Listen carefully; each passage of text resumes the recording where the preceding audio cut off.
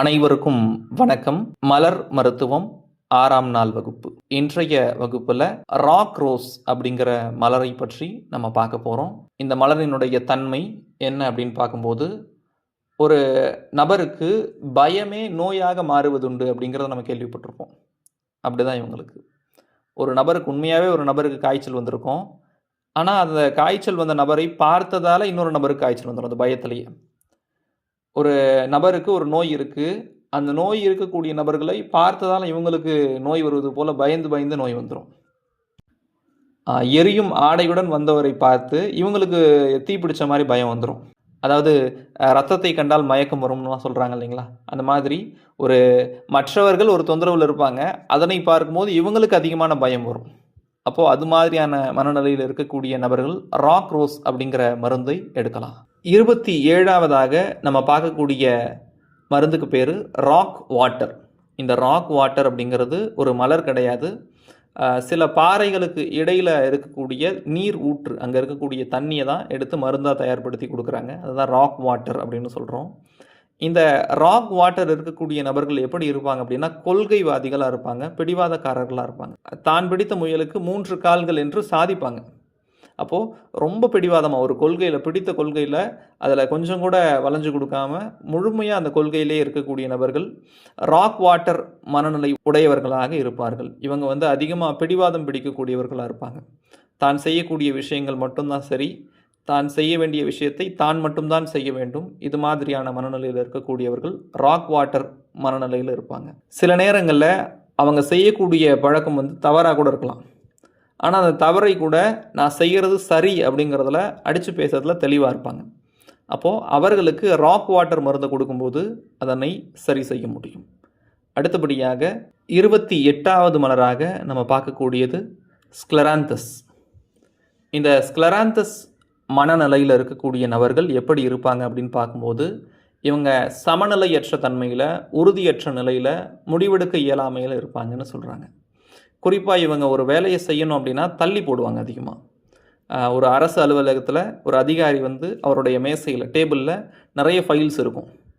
என்ன பண்ணுவார் அப்படின்னா, முதல்ல கொஞ்சம் நேரத்தில் பார்த்துக்கலாம் அப்படின்னு யோசிப்பார். அடுத்து ஒரு காஃபி சாப்பிட்டுட்டு பார்க்கலாம் அப்படின்னு யோசிப்பார். அப்படியே அந்த வேலை தள்ளிக்கிட்டே போயிட்டே இருக்கும். ஒரு படிக்கக்கூடிய மாணவன் ஒரு புத்தகத்தை எடுக்கிறான், ஒரு 2 பக்கம் படிக்கிறான், தள்ளி போடுறான், கொஞ்சம் நேரம் கழித்து படிச்சுக்கலான்னு தள்ளி போடுறான். நம்ம ஆடை எடுக்க போகிறோம், ஒரு கடையில் பார்க்குறோம், பிடிக்கல, அடுத்த கடைக்கு போகிறோம், ஒரு முடிவெடுக்க முடியாமல் தள்ளி போட்டுக்கிட்டே இருப்போம். அப்போது ஒரு விஷயத்தை தள்ளி போட்டுக்கொண்டே இருக்கக்கூடிய நபர்களுக்கு ஸ்க்லராந்தஸ் நல்ல மாற்றத்தை கொடுக்கும். ஸ்க்லராந்தஸ் அவங்க எடுக்கலாம். அடுத்ததாக 29வதாக நம்ம பார்க்கக்கூடிய மலர் மருந்துக்கு பேர் ஸ்டார் ஆஃப் பெத்லஹெம் அப்படின்னு சொல்லுவோம். இந்த மலரை நம்ம எதுக்கு கொடுக்கலாம் அப்படின்னு பார்க்கும்போது, ஒரு நபருக்கு திடீர்னு ஏற்படக்கூடிய ஒரு மிகப்பெரிய மன அதிர்ச்சிக்கு ஒரு மருந்தாக இந்த மருந்தை கொடுக்கலாம். உதாரணமாக ஒரு நபருக்கு காதல் தோல்வி ஏற்படுகிறது, இல்லை வியாபாரத்தில் ஒரு பெரிய நஷ்டம் ஏற்படுகிறது, தான் நம்பிய ஒரு நபர் தன்னை முழுமையாக ஏமாற்றிட்டாங்க அப்படின்னா அவங்களுக்கெல்லாம் இந்த ஸ்டார் ஆஃப் பெத்லஹெம் கொடுக்கலாம். அதாவது முழுமையாக மனமுடைஞ்சு போயிட்டாங்க, ஒரு செயலால் முழுமையாக மனமுடைஞ்சு போயிட்டாங்க. அந்த மனமுடைந்த அவர்களை மீட்டு கொண்டு வருவதற்கு இந்த ஸ்டார் ஆஃப் பெத்லஹெம் நம்ம பயன்படுத்தலாம். குறிப்பாக அந்த மனமுடைந்து போகும்போது ஏற்படக்கூடிய அதிர்ச்சி, பீதி, திகிலாக இருக்கட்டும், மயக்கமாக இருக்கட்டும், அந்த மயக்கம் அடைகிறாங்க அப்படின்னா அவங்களுக்கெல்லாம் இந்த மருந்து கொடுக்கும்போது நல்லாவே கேட்கும். அடுத்தபடியாக 30வதாக நம்ம பார்க்கக்கூடிய மலர் மருந்துக்கு பேர் ஸ்வீட் செஸ்ட்நட். இந்த ஸ்வீட் செஸ்ட்நட் அப்படிங்கிற மலர் மருந்து எதுக்கு பயன்படுது அப்படின்னு பார்க்கும்போது, ஒரு நபர் தன்னுடைய உடல் அளவிலும் மனதளவிலும் நலிவடைந்து இருப்பாங்க. அவங்களுக்கு அளவுக்கு மீறிய துன்பம், விடிவே இல்லாத ஒரு கவலை, எல்லாத்தையும் இழந்து விட்ட ஒரு துக்கத்தில் அவங்க இருக்கிறாங்க அப்படின்னா அந்த நபருக்கு ஸ்வீட் செஸ்ட்நட் கொடுக்கலாம். பல வருடங்களாக பெரிய பெரிய பிரச்சனைகளை, பெரிய பெரிய துன்பங்களை சமாளித்து விட்டு வந்திருப்பாங்க. அந்த பிரச்சனைகளின், துன்பங்களின் விளைவாக அவங்களுக்கு வருங்காலத்தின் மீது ஒரு நம்பிக்கையே இல்லாமல் போயிருக்கும். வாழ்க்கையே இருண்டு போன மாதிரி இருக்கும்.